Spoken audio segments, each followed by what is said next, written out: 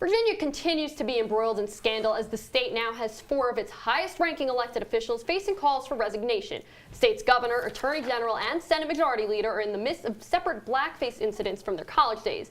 Meanwhile, Lieutenant Governor Justin Fairfax has been accused of sexual assault by 2 women. Politicians around the country are calling for Fairfax to step down. These are very serious accusations, and he's unfit to serve office. Leads me to call for his resignation. That I just believe it's time for him to step down.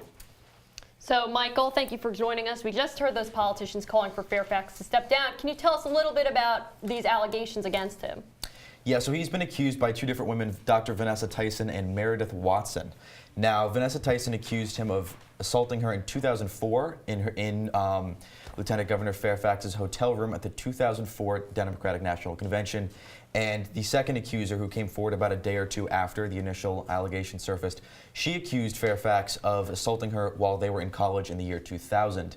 Now, these allegations are pretty serious. The 2 people coming forward with these accusations have kind of very specific, accounts of what exactly happened. They've got dates, times, places. And actually, the second accuser, Meredith Watson, has been talking about this for a couple years. You can find Facebook posts going back to 2014, 2016, a couple years prior, where she's been talking about Justin Fairfax and been talking about this situation. And now it's coming to light and he's facing a little bit of trouble. Very serious allegations, but they're also facing other serious allegations when you come to the blackface controversy that's kind of swept the Capitol. But it's not just Governor Northam. Can you talk a little bit about some of these other incidents that are starting to crop up? Yeah, it's been a real busy 2 weeks in Virginia. And so the 2 incidents in question, you alluded to Ralph Northam's blackface scandal, but also the Senate Majority Leader of Virginia and the Attorney General Mark Herring of Virginia are both facing scandal. It was kind of funny with Mark Herring because Mark Herring actually voluntarily came forward and volunteered that during his college days he dressed up in blackface.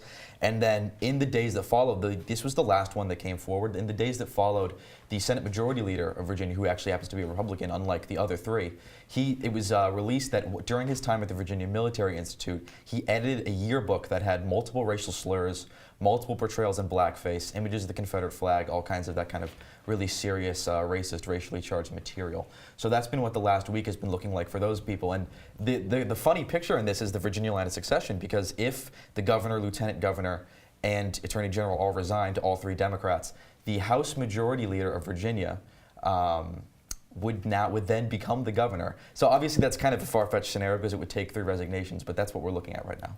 It's far-fetched, I would say, for all of them to resign. That would be quite the scandal. I mean, it already is, but that would really put it over the edge. But do you expect that any of them would resign?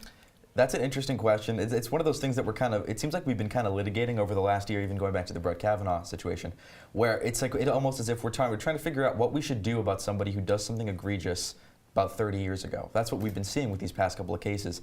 And that's why I think it looks like Fairfax is the one who's most likely to be punished and is the most likely to be forced to resign. There are impeachment bills going around the Virginia House and Senate right now, but nothing concrete so far, because it's the most recent and it's the one that's the most substantiated, I guess, with 2 different accusers. That's the one who's most likely to resign, is Justin Fairfax, because it's so recent. The other 3 is kind of a toss-up. I think Northam is probably the only one who has a chance of resigning, really, out of the other 3, because it seems like the other 2 have kind of been able to fly under the radar because they're less important than the governor and lieutenant governor. They're kind of getting swept in with the rest of it. All right, serious allegations, definitely something we're going to need to watch moving forward.